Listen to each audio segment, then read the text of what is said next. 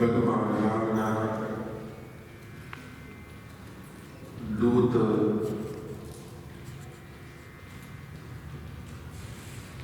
જગત જેને રામ ભક્ત કહીને સંબોધે છે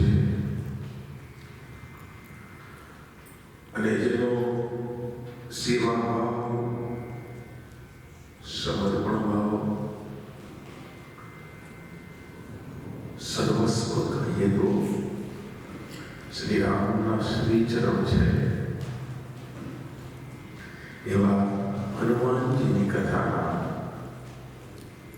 તૃતીય દિવસે આપ સૌ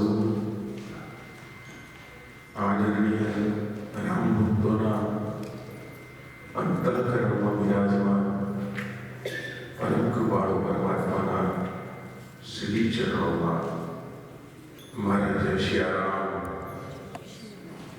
જય શ્રી કૃષ્ણ, જય માતાજી.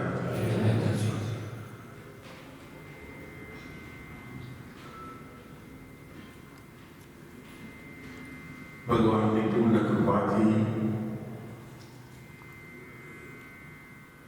અને આ મંદિરના ચૌદમા પાટોત્સવ પ્રસંગે આપણે સૌ આ મંદિરમાં પ્રથમ વખત ગુજરાતીમાં શ્રી હનુમાન કથાનો આપણને અવસર મને ગાવાનો અને આપ સૌને શ્રવણ કરવાનો લાભ મળ્યો છે. કથાઓ છે, સત્સંગ છે, એ બધાને સુલભ નથી. એ भगवान की कोई कृपा होती है. समझिए, मानिए, जानिएगा. कारण કે ભગવાનની કૃપા હોય તો જ સત્સંગ પ્રાપ્ત થાય છે. સત્સંગમાં આવ્યા પછી મળે શું મળે? તો કે છે વિવેક બુદ્ધિ મળે. There is a guideline.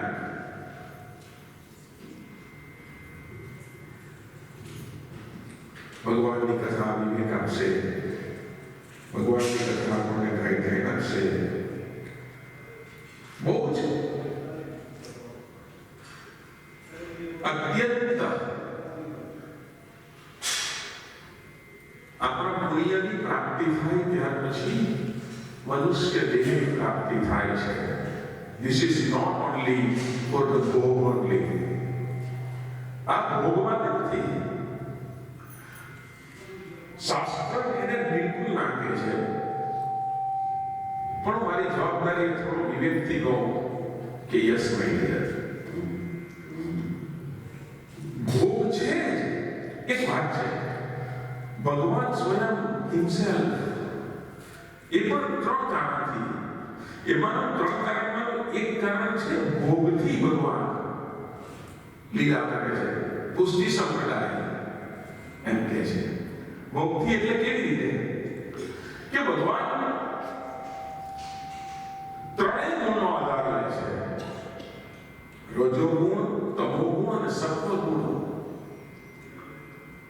અને ત્યારે એક વખતે એવો આધાર પણ લે છે, ભગવાન ભોગ લીલા કરે છે મનુષ્ય દ્વારા, પક્ષી દ્વારા, અન્ય પ્રાણી દ્વારા.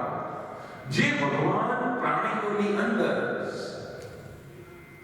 સર્વભૂત નિવાસોસી, એમ દરેક પ્રાણીની અંદર ભગવાન આત્મા સ્વરૂપે છે.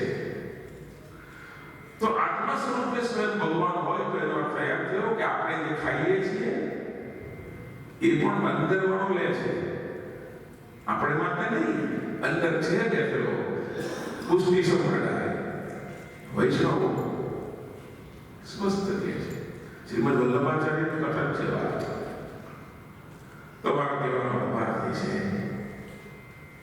કે આપણને ખૂબ મહા મહેનતે, ખૂબ પુણ્યથી આપણને મનુષ્ય શરીર પ્રાપ્ત થાય છે. બધા 184,000 છે. કેટલી છે? યોની કેટલી 84 લાખ, એક બે નહીં. એમાં ભટકીને પડતા આપણને આ મનુષ્યનું શરીર પ્રાપ્ત થયું છે. It is rarely found. મનુષ્યનું શરીર એમને નહીં મળે. વિચારો, એમ કહેવાય કે આપણે પાંજરામાંથી મનુષ્ય થયા છે. શેમાંથી થયા? વાંદરામાંથી. તમે જોજો, આપણામાં અને વાંદરામાં કોઈ ફરક નહીં. આપણને કેવી રીતે આપણને કપડા પહેરવાનું સેન્સ વધારવાનું છે, વાંદરને એ નથી. બાકી તમે જુઓ, બધું જ વાંદરો આપણા જેવું જ કરે. વાંદરો મકાઈ ખાતો હોય તો તમે મકાઈ ખાતો હોય, એમના ટોટા પાડજો, પછી જોજો સહી વાત. એનો કોઈ લાફો ખાતો હોય તો ખબર પડે. બધી જ બુદ્ધિ છે એનામાં, પણ આપણને એક્સ્ટ્રીમ એક લેવલ વધારે આપ્યું છે. પણ વાંદરાને વાચા નથી, વાંદરાને એ પ્રકારની બુદ્ધિ નથી કે જેનાથી આપણે જેમ સમાજમાં રહીને સહકાર્ય કરી શકે. 84 લાખ યોનીમાં ભટકતા આપણે જેટલી યોનીમાં ફર્યા, ડિસ્કવરી ચેનલ પર જોઈ લેજો કેટલી યોની છે. તે વાંદરા ને બિલાડા ને સાપ ને કેવી યોની બધા. આ બધી યોનીમાંથી ફરતા આપણે મનુષ્યનો અવતાર મળ્યો છે. અને મનુષ્યનો અવતાર મળ્યો કેમ કે આટલા 83,99,999 યોનીમાં ફર્યા પછી પુણ્યાએ આપણી એટલી બધી તપી અને આપણે ભગવાનની પાસે ગયા. આપણે ઈગો છો, ભગવાનની પાસે ગયા અને ભગવાનને કહ્યું કે હે ભગવાન, હું બહુ ભટક્યો, હવે મને કઈ એવું કઈ થા જેનાથી ભવસાગર તરું. શું કરું? ભવસાગર તરું. હવે ભવસાગર તરવા માટે થઈને આ એક જ અવતાર છે. દેવોને પણ દુર્લભ છે. આ એક અવતાર પડ્યો. ભગવાને ખૂબ કૃપા કરી. ભગવાને એમ પણ પૂછ્યું કે હું તને મનુષ્યનો અવતાર આપું તો તું શું કરીશ? એટલે તરત કહ્યું, હું તારું ભજન કરીશ. આપણને લાલસા હતી એટલે શું કહ્યું? આપણે તારું ભજન કરીશ. 5મા મહિને ગર્ભમાં જીવ આવ્યો અને જીવ જેવો આવ્યો એટલે આપણે અકળાયા. ભગવાનને પ્રાર્થના કરી કે ભગવાનના ગર્ભમાંથી મને બહાર કાઢો. ભગવાને પુનઃ પૂછ્યું, બહાર કાઢવામાં શું કરીશ? તમારું ભજન કરીશ. જેવા બહાર નીકળ્યા એટલે હુંમાં તું ત્યાં. અને આપણે અહીંયા આગળ છે તો એકલું કમાવા નહીં, પહેલા પણ વાત કરી પહેલા દિવસે કે એકલું આ કમાવા નહીં, એનું નામ કમાવા. બીજા જન્મની અંદર મનુષ્ય થઈને જન્મવું હોય તો એવા કાર્યો કરીએ કે જેનાથી ભગવાન રાજી થાય. અને ભગવાનને રાજી કરવાના કાર્યોની અંદર આવું સેવા કાર્યો પણ છે. આવા સેવા યજ્ઞ છે.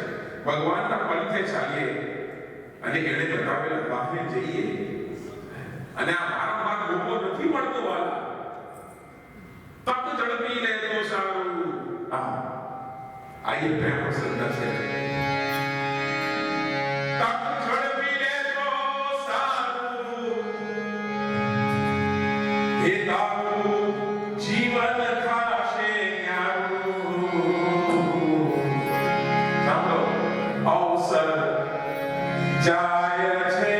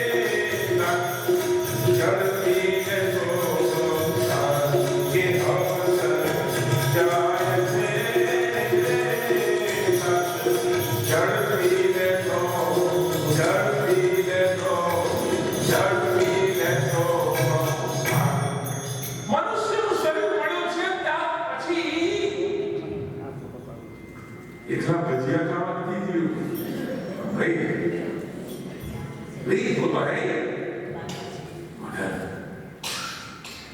બે વાત મનુષ્યનું શરીર મળ્યા પછી સત્સંગ દ્વારા ભગવાનની નજીક થઈ શકાય છે.